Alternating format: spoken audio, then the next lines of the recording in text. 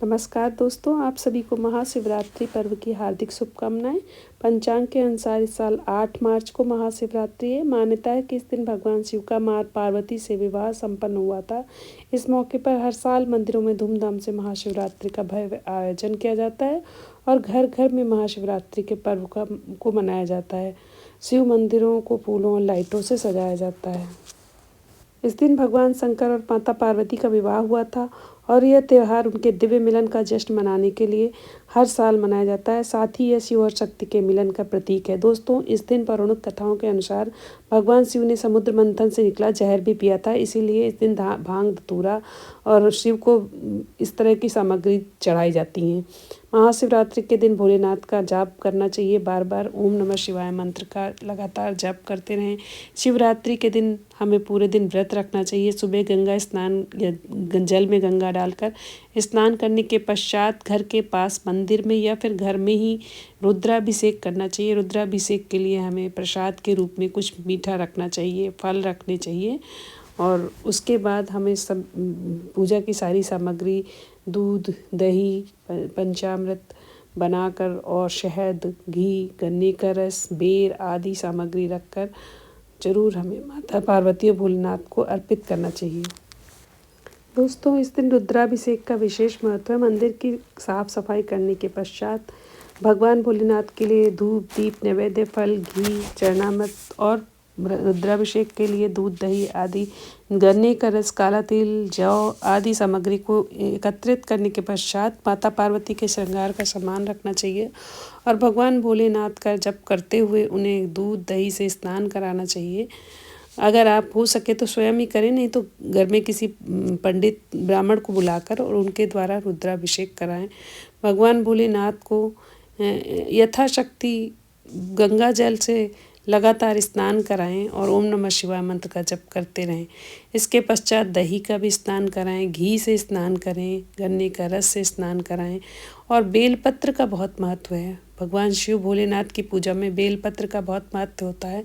बेलपत्र के जो पत्तियां होती हैं वो शुद्ध कटी फटी नहीं होनी चाहिए, साफ़ सुथरी पत्तियों में श्री राम का नाम लिखकर अगर हमें भगवान भोलेनाथ को हम समर्पित करते हैं तो भोलेनाथ बहुत प्रसन्न होते हैं। भोलेनाथ को इस दिन हल्दी ज़रूर अर्पित करनी चाहिए क्योंकि आज के दिन इनका विवाह हुआ था, तो इसलिए भोलेनाथ को हल्दी, रोली आदि अर्पित करना चाहिए। बाबा महादेव को, भोले भंडारी को भस्म अर्पित करने के पश्चात उन्हें जनेऊ पहनाएं और जनेऊ पहनाने के बाद उन्हें वस्त्र पहनाएं, वस्त्र अर्पित करें उन्हें। आज भोलेनाथ का विवाह हुआ था तो इसलिए उन्हें पीला वस्त्र पहनाना चाहिए। पीले वस्त्र जैसे किसी वर को पहनाते हैं उसी तरह भगवान भोलेनाथ को समर्पित करना चाहिए। माता पार्वती को लाल साड़ी और 16 सामग्री समर्पित करनी चाहिए। नारियल और धन सामग्री भी समर्पित करना चाहिए। इसके अलावा मेवा, मिष्ठान आदि समर्पित करें। माता पार्वती को वधू के रूप में उनका श्रृंगार करें। माता पार्वती से आशीर्वाद लें। सभी सुहागिन स्त्रियां इस दिन देवी पार्वती से अपने अचल सुहाग के लिए कामना करती हैं और उनसे आशीर्वाद प्राप्त करती। माता पार्वती को सिंदूर समर्पित करते हुए अपनी मांग में सिंदूर ग्रहण करें। माता पार्वती को बिछुए समर्पित करें और अपने लिए उस बिछुए के प्रसाद स्वरूप उसको धारण करें, जिससे कि माता पार्वती की तरह अचल अहिवाद का आशीर्वाद मिले। माता पार्वती प्रसन्न होती हैं और अपने भक्तों को आशीर्वाद देती। कहते हैं आज के दिन, शिवरात्रि के दिन, भोलेनाथ अपने गणों के सहित माता पार्वती के साथ पृथ्वीलोक में आते हैं और वो अपने भक्तों को अभय वर प्रदान करते हैं। फागुन माह के कृष्ण पक्ष की चतुर्दशी को माता पार्वती और भोलेनाथ का विवाह हुआ था। इसी वजह से हर साल वहाँ शिवरात्रि मनाई जाती है और बेहद उत्साह के साथ इस त्यौहार को मनाया जाता है। इस विशेष अवसर पर शिव भक्त भगवान शिव की बारात भी निकालते हैं। साथ ही भगवान भोलेनाथ और माँ पार्वती की विशेष पूजा अर्चना की जाती है। रुद्राभिषेक किया जाता है, साथ ही व्रत करते हैं। इसमें फलाहार की सामग्री खाते हैं, जैसे कि कुट्टू या सिंगाड़े के आटे की पकौड़ियाँ या पूड़ियाँ, और उसके अलावा फल और दूध आदि लेते हैं। मान्यता के अनुसार ऐसा करने से साधक को, जो भी साधना करता है, उसके वैवाहिक जीवन में जो भी परेशानियां हैं उनसे छुटकारा मिलता है। साथ ही दाम्पत्य जीवन में सुख समृद्धि का आगमन होता है। तो ऐसा पावन पर्व जिस दिन जो भगवान भोलेनाथ और माता पार्वती का मिलन हुआ हो, वो हम सभी को विधिवत करना चाहिए। और इस व्रत को, महाशिवरात्रि के व्रत को सपरिवार हम सभी को करना चाहिए। दोस्तों, इस सबसे पहले गणपति भगवान की पूजन जरूर करना चाहिए। उसके बाद माता पार्वती, भोलेनाथ और उन भोलेनाथ के सभी गणों को पूजन सामग्री समर्पित करें। उन विधिवत पूजन करने के पश्चात माता पार्वती और भोलेनाथ की बार बार याचना करते हुए आरती करें और उन्हें प्रसन्न करके उनसे सभी आशीर्वाद मांगें अपनी सुखद और शांतिमय जीवन के लिए।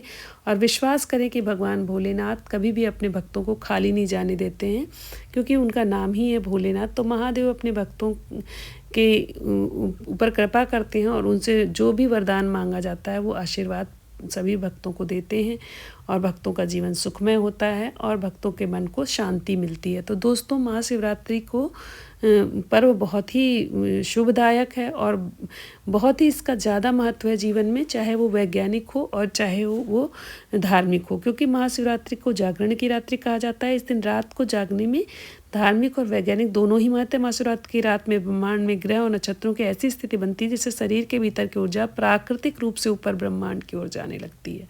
दोस्तों, माता पार्वती और भोलेनाथ का आशीर्वाद सभी पर बना रहे। दोस्तों, अगर मेरी जानकारी अच्छी लगी हो तो लाइक करें और मेरी वीडियो को शेयर करें और मेरे चैनल को अगर अभी तक सब्सक्राइब नहीं किया तो प्लीज़ सब्सक्राइब करें।